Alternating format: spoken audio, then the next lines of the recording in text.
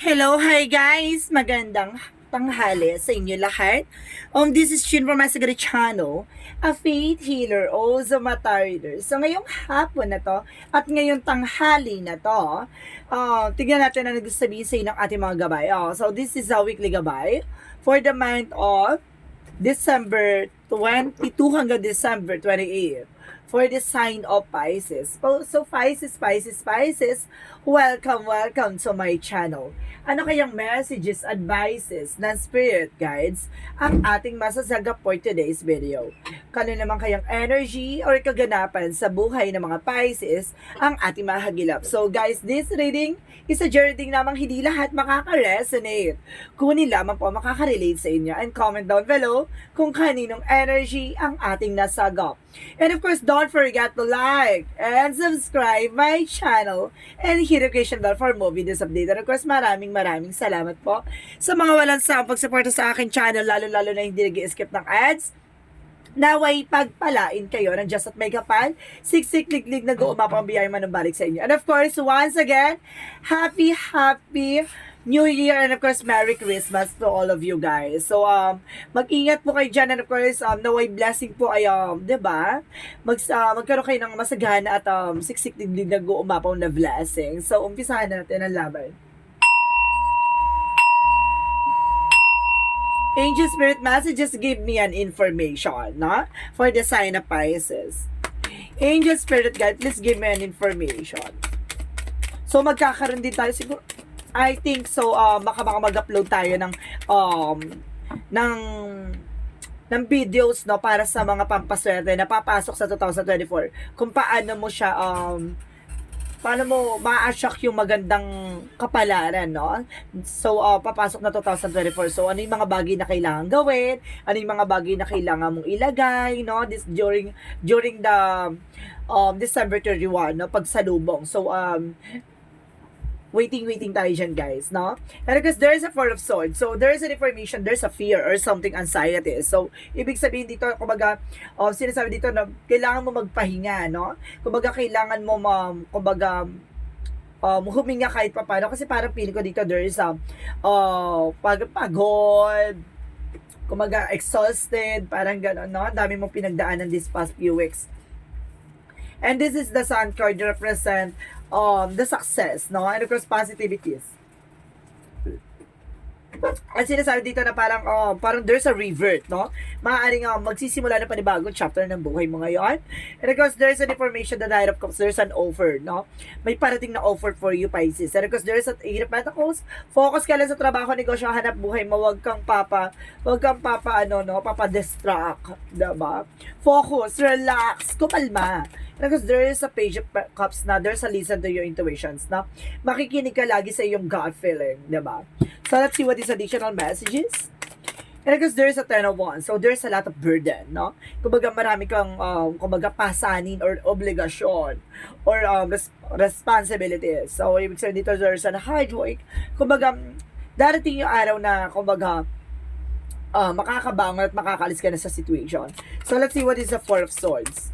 And of course, there's an information by the Two of Swords. So, there's an indecisions, no? Hindi ka pa makapag-decision ngayon, kumbaga, parang naguguluhan ka, parang nahihirapan kang timbangin kung ano magiging eksena. Kumbaga, nagkakaroon ka ng back and forth na parang foot one in and foot one out, parang gano'n, yung parang pag-aalinlangan or pagdadalawang isip. So, ibig sabihin dito, may mga bagay na kailangan mo ipahinga yung isip mo, no? Yung kailangan mo matulog, kailangan mo magpahinga, kasi hindi magdagana yung yung isip mo or magiging decision mo. Mamamali ka ng decision, kailangan mo talagang ipahinga yan. So let's see what is the Sun card. The Sun card represents the Eight of Wands. So there's a fast communication and fast movement. Or some of you guys, kumbaga there's a lot of messages coming in for you. So of course there's an information dito na parang may travel din, no? There's a travel. And of course, may mga bagay na kailangan mo mag-take ng actions. And of course, may mga pagbabagong magaganap dito. So, let's see what is the Knight of Cups. So, there's a Knight of Pentacles. So, there's an information na talagang may offer, no? Na finances and of course, love life for you. No? Kumbaga, there's a messages, email, no? And of course, sinasabi sa'yo dito na magtutuloy-tuloy to slow and steady. Kalmado at talagang Sigurado. So, let's see what is the Eight of Pentacles. So, there is oh my God, there is an Ace of Cups and the Ace of Swords. So, talagang kinaklarify talaga dito, there is a mental clarity, and of course, there's a new romantic offer, no? Kumbaga, mag-focus ka lang sa ginagawa mo, talagang, kumbaga, dadaloy, mag-flow yan, no? Naturally, no? Kumbaga, the more na parang hindi ka nagiging greedy sa situation, or parang gusto-gusto mo makuha isang bagay na yun.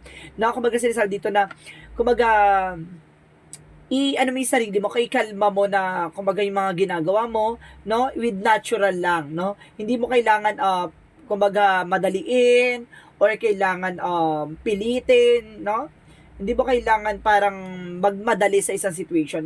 Kumbaga, kailangan mo lang mag-enjoy, no, relax, focus, ganon. Kumbaga, tuloy-tuloy yung dadaloy sa'yo, no, maliwanag at malinaw. So, let's see what is the Page of Cups. So, there's an Eight of Cups. So, listen to your intuition na there's a moving on or moving forward. So, kailangan mo mag-move on or something. Kailangan mong magpatuloy, no? May mga disappointments and abandonment kang, kumbaga, naranasan, no? Sinasabi sa'yo dito, makinig ka sa intuitions mo na, kumbaga, kaya siguro umalis yan, kaya siguro nawala yan. Hindi dahil, diba, para saktan ka, kundi para may purpose yun, diba? May purpose yun na, kaya yun nawala sa'yo, kaya umalis yung tao na yon, iniwan ka or sinaktan ka kasi may taong darating na para sa'yo or something na kumbaga ayaw lang ni God na kumbaga dumating yung time na kumbaga kung kailan masaya ka na, saka siya mawawala. Ibig sabihin dito, may mga bagay lang talaga na kailangan mo talagang kumbaga maging handa, no, sa mangyayaring eksena, 'di ba? Kumbaga sinasabi dito, kailangan mo tanggapin yung mga bagay na hindi pa para sa iyo. May mga bagay na paparating pa yung para sa iyo at may plano si God na ipagkaloob yan sa iyo. And of course, there is a Knight of Wands, so there's a final push or perseverance. So kailangan mo magtiyaga, no? Kumbaga sinasabi dito na laban mo na ilaban niya, no? Kumbaga hilingin mo sa taas na yung mga burden, of course, sacrifices, of course, lahat ng mga failure na yan, ibigay na sa iyo lahat ng mga sakit na yan, lahat ng mga nararamdaman mong kumbaga kirot na yan, no? Sinaktan ka, niloko ka. Kumbaga ibigay na sa iyo lahat ng mga sakit ngayon, no? Ibig sabihin ngayon, kumbaga may darating yung araw na kumbaga the more na binibigay niya yan, no? Kumbaga the more na nagkakaroon ka ng kumbaga napagtatagumpayan mo, no? Kapag alam niyang naging isang matibay at malakas na warrior ka na, darating yung araw na blessing na lang yung dadapo sa'yo. Tarang tuloy-tuloy na blessing na siya. Kasi tapos ka na sa mga problema eh. Yung mga naramdaman, yung pain na yan, yung nagsilbing power mo. At dun ka kumbaga pain is the strength plus pain plus strength equals to power. So, ibig sabihin dito talagang pinalalakas ka lang niya, no? So, let's see what is the Four of Swords and of course the Two of Swords. And of course, guys, there's Knight of Wands. So, there's a information dito na parang yung energy, no? So, kailangan mo talaga dito na alisin yung takot at pangamba mo. No? Isa pa rin yun. Kaya nagkakaroon ka ng back and forth kasi natatakot ka pa or nagkakaroon ka pa ng something not sure. Wala ka assurance dun sa situation. No? Kumbaga sinasabi sa'yo dito na kailangan mong enjoyin, no? Kailangan mong wag isipin, kailangan mong mahalin yung ginagawa mo, mag-enjoy ka sa ginagawa mo, hindi yung parang pilit, no, yung ginagawa mo. Kumbaga kailangan kasi sa mga bagay-bagay na ginagawa, passion ka dapat, no, motivate. Kumbaga hindi lang siya motivate, kailangan consistency yon. Kumbaga kailangan yung ginagawa mo masaya ka, mahal mo, ganun yung ginagawa mo. Kasi kumbaga kahit anong eksena na hindi ka mapapagod. Kasi kaya ka napapagod kasi hindi mo gusto yung ginagawa mo. Kaya nagkakaroon ka ng indecision kasi natatakot ka. 'Di ba? Yun yung kailangan mong alisin. Yung takot, yung kailangan mo maging matapang sa hamon ng buhay. So, let's see what is the Sun card in the Eight of Wands. And of course, sinasabi dito with the Seven of Pentacles. So, there's a harvest time. So, at the end of the time, kumbaga, ma-harvest mo naman yung mga bagay na pinaghirapan mo. Lahat ng mga sinacrifice mo, lahat ng mga bagay na yan, kumbaga makukuha mo yan in the right time. Diba? On the right time, on the right place, on the perfect timing. Diba? So, let's see what is the Knight of Cups and the Knight of Pentacles.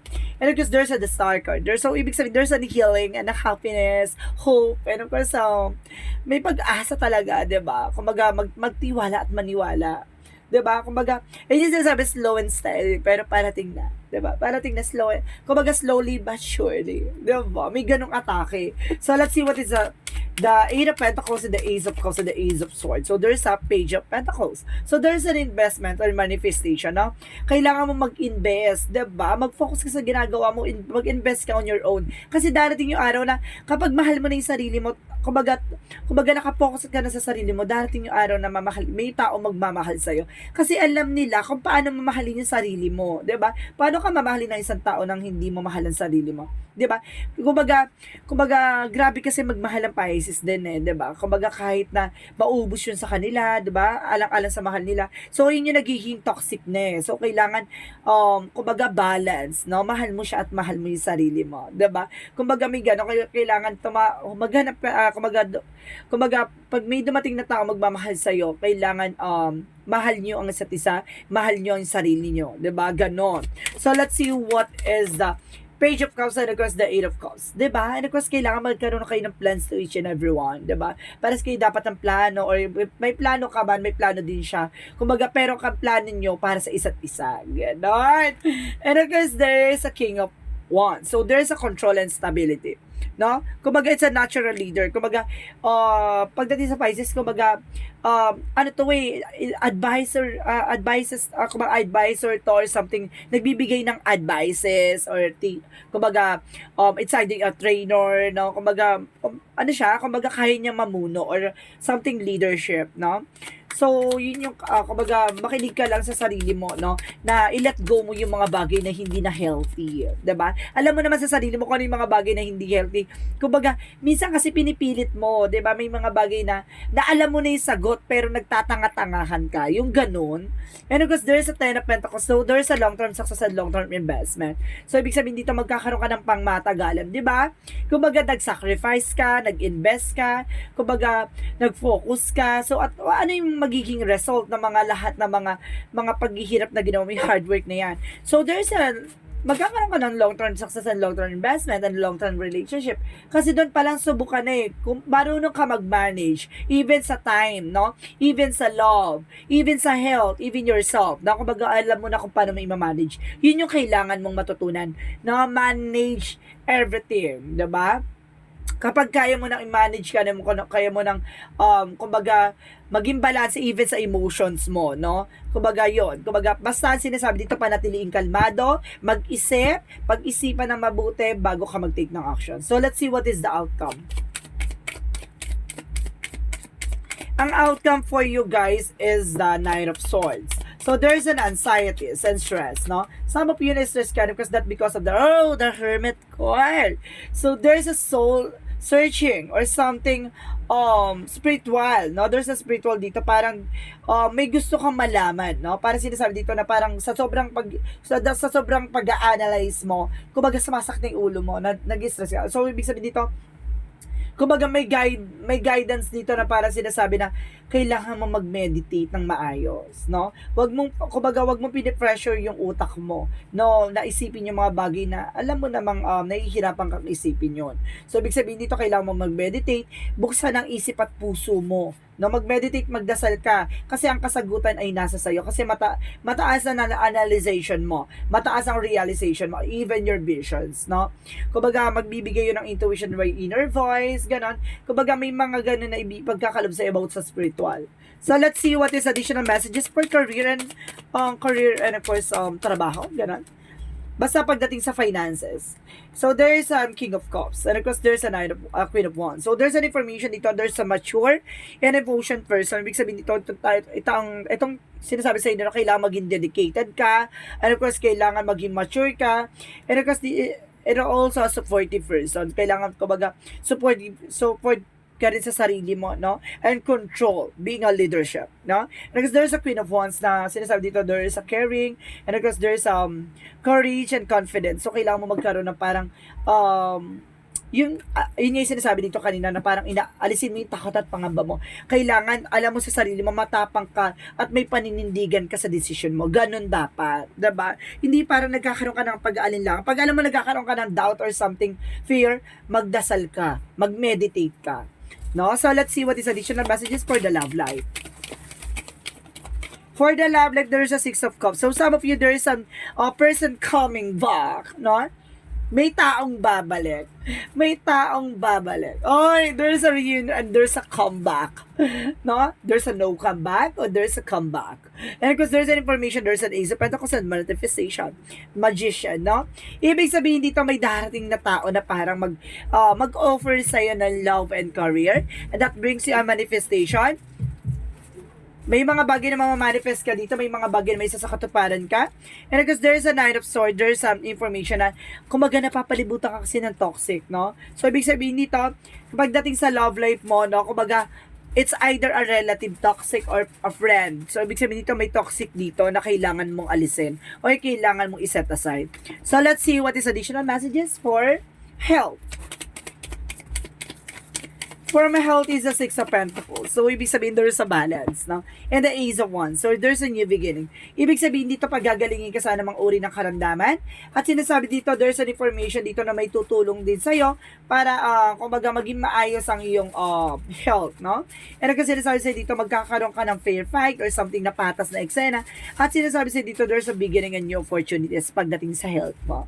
So, let's see what is additional messages for magical fairy messages. Pagdating sa magical fairy messages, give me an information.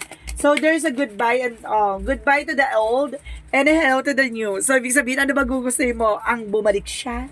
O, kumbaga, pumili ng iba na bago na darating pa. So, anong gusto mo doon? Hello to the goodbye, hello to the new. What's okay, choose one. Okay, ano ba pipiliin mo? Yung bago o yung luma? So, let's see what is the yin and yang oracle card. And of course, there is a distance. So, some of you meron kayong a long-term relationship or there's a long-distance relationship. So, there's an information na kailangan mo rin mag-retreat. And of course, there's an information, there's an attraction. Marami ka na-attract ditong person, no? You're feeling hot. Taray. Hot ka dyan, kuya. And of course, there is a stability and flow. So, dadaloy na yung magbibigay sa'yo ng stability. And of course, kumbaga, parating na, no? So, let's see what is the Moonology.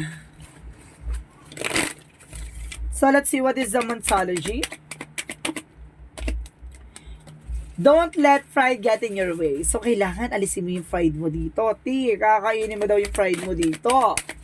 No? Yung ego mo, kailangan tanggalin mo daw yan. Of course, there is a look at the bigger picture. So, tignan mo yung magiging magandang kahihinatnan. So, dapat titignan mo lagi magiging cause and effect ng situation, even sa love life, career. So, kailangan titignan mo yung better side of situation or lighter side of situation. O both side of situation, diba? Any situation na alam mo dapat na magiging cause and effect. No? And of course, there's a balance in spiritual and practicality. So, I told you so. No? Kailangan mo maging balance. Hindi ka pwede pala desisyon or ganito ganyan. Hindi pwede yung bugso ng damdamin na agad-agad pala desisyon. So, kailangan mo maging balance. And of course, there's an information na believe the impossible. So, kumaga maniwala ka sa mga bagay na imposible ay posible. Diba? So, let's see what is additional messages for Archangel Michael. For Archangel Michael, messages. Give me an information. So, there's, oh my God! You're on the right path. So, ibig sabihin, nasa tamang direction ka. Diba? Hindi ka naliligaw. Diba? Parang pinapakita sa'yo nasa tamang wisyo ka, nasa tamang lugar ka, nasa tamang sitwasyon ka. So, let's see what is additional messages. And forgive yourself with done nothing wrong. Napatawarin mo yung sarili mo, wala kang ginawang mali, diba? Maaaring nagmahal ka, may ginawa ka lang mga bagay na, diba? Kumbaga nagkaroon ng epekto sa'yo. So, ibig sabihin na, maging patawarin mo yung sarili mo, huwag mo siya pinipressure. So, let's see what is additional messages for angel spirit guides. Additional messages. There is a freedom, no? Magkakaroon ka ng kalayaan dito sa kaisipan and of course sa kaligayahan. Magiging maligaya ka this coming week. And there is a blame, no? May mga bagay na huwag mo sisihin, no? Even yourself, no? Huwag kang mapanisi, char. So let's see what is the energy. What is the energy? The Garden of the Gate. So there's a lot of discoveries coming in for you. Marami ka madidiscover. And there's a walking away. No, may mga bagay na kailangan mo ng talikuran, may mga bagay na kailangan kang umalis sa sitwasyon na alam mong hindi na healthy. And there's an anxiety, yung nagbibigay sa iyo ng anxiety and worries, no? Kumbaga, baka nag-iisip ka kasi malungkot ka ngayong Pasko. Huwag kang mag-alala, may darating, no? Malay mo, hindi man sa Pasko, pero sa bagong taon, no? Sabay kayo magputukan, diba? Sa putukan kayo magkikita. So, let's see what is additional messages for angel spirit guides. So, there's a grip, no? May mga bagay na, diba? Huwag mong, kumbaga, panghinayangan, huwag mong pagsisihan, no? May mga bagay na, kumbaga, ganun talaga, there's a failure, and of course, there's a mistakes. So, ibig sabihin, it's an opportunity to learn, no? And of course, sinasabi dito, guys, there's a victim. Maaring biktima ka ng, kung ano man yan, no? Biktima ka ng manluloko, biktima ka ng, ng third party or something, biktima ka ng mga, ng mga scammers dyan. And there is a guess na maraming kontrabida, maraming bida-bida. 'Di ba? So, ibig sabihin dito, kailangan maging aware, 'di ba? Wait lang, guys.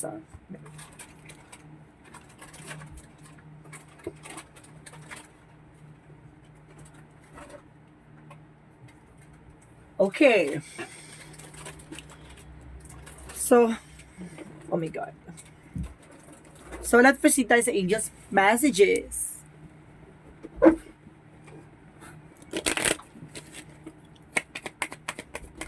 So, there is a harvest time. So, darating yung araw magka-harvest ka. And there is a full moon. So, there is a lot of clarity. So, ibig sabihin magbibigay ng inner clarity to, no? Kumbaga kaliwanagan sa sarili mo, sa lahat-lahat, magkakaroon ka ng realization. So, let's see what is additional messages. And of course, there's an I am sorry. Meron dito hihingi ng tawad. Meron nga, meron babalik at hihingi ng tawad, no? Sa mga bagay na ginawa.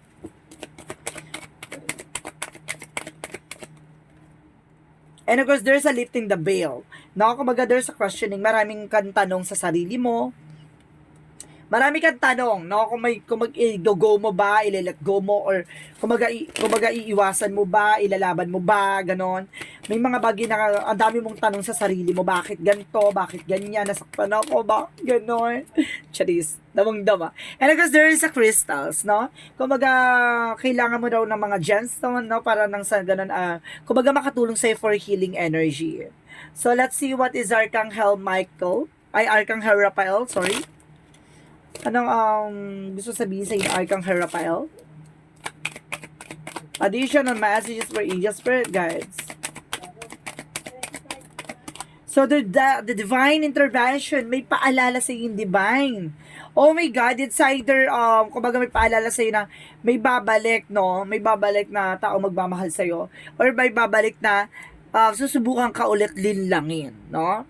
Kumbaga, there's I'm sorry for kung ano yung ginawa niya, gano'n, kumbaga may mga patawad or may hihingi ng tawad. Pero, yun pala, paalala lang sa'yo kung susubukan kang utuin, no? Or linlangin. Or either, may tao talagang babalik para mahalin ka. 'Di ba? Dalawa lang yan eh. It's either lokohin ka or mahalin ka. 'Di ba? 'Di ba? Ganun yun. So, let's see what is the romance angels. There's a soulmate. Maaaring babalik siya kasi your soulmate connections. Diba? And of course, there's an information by the trust. Magtiwala ka. Or maniniwala ka ba o magtitiwala ka? So, let's see what is the angels answered, guys. No? Mag-isip ka ng question nyo. Kung ano yung magiging question nyo, nandito yung kasagutan. Okay? Okay. 1, 2, 3. Angels answer, give me answer for their question. Okay? So, there's you're ready. So, kailangan mo maghanda. Oh my God. Meron talagang, may revelasyon, no? Meron talagang biglang eksena dito, no? Surprises. And within the next few weeks, maaaring ngayong mga susunod na linggo daw. And there's a romance. So, meron talaga tungkol sa pag-ibig, ha? May babalik, no? May babalik. Gusto mong pa bang bumalik? O hindi na? No? Ayun yung sinasabi, goodbye to the old, and of course, hello to the new. So, ibig sabihin dito, kumbaga, dun ka ba sa bago o dun ka sa luma? Diba? Oh my God! Ang ganda ng reading, guys. No? Lakas maka hello, goodbye. Pero kasi nasabi dito, there is a coming to you. Come to me, all the labor and heavy laden, and I will give the rest. No, ibigay mo daw, no, yung mga bagay na nagbibigay sa iyo ng, kumbaga, pabigat or sakit, no? Kumbaga, yung sinasabi dito na bitawan mo yung mga bagay na hindi mo na kayang bitbitin. Yun gusto sabihin ni God na, kumbaga, surrender mo, no? Kumbaga, kapag surrender mo, gagaan ka sa sitwasyon na kinagagalawan mo. So, let's see what is the angel's answer. So, let's see what is the angel's answer. Give me an answer for your question. So, there's a 7-7. I am in the flow. Your purpose flows from within you, and everything that is unfolding or being revealed to you is a part of your purpose. A state of peace and calmness in your soul. So, ibig sabihin dito, kumbaga tuloy-tuloy lang daloy, ay magtutuloy-tuloy talaga ang daloy ng eksena. So, ibig sabihin dito, maaaring, kumbaga may mga bagay na nagkakaroon ng unfolds, no? May mga bagay na hindi natutuloy, may mga bagay na matutuloy na. No? And of course, ma-reveal to sa part mo. And of course, yung part na yan ay your life purpose, no? May mga bagay talaga magbibigay sila ng kapayapaan at kalma. 'Di ba? Kumaga magiging kalmado ka, no? Parang papakalmahin ka. At yung baka itong tao na 'to yung magpapakalma sa iyo, no? Magpapakalma talaga sa itong tao na 'to. Ay, ganda-ganda mo diyan. Or gopong-gopo ka diyan. So let's see what is the messages of life. So there is a door to the infinite. So may pintuan talaga para sa, diba? Walang hanggan. Oy, Toro, infinite. Walang hanggan. Taray doon ha. Lakas makaano ha.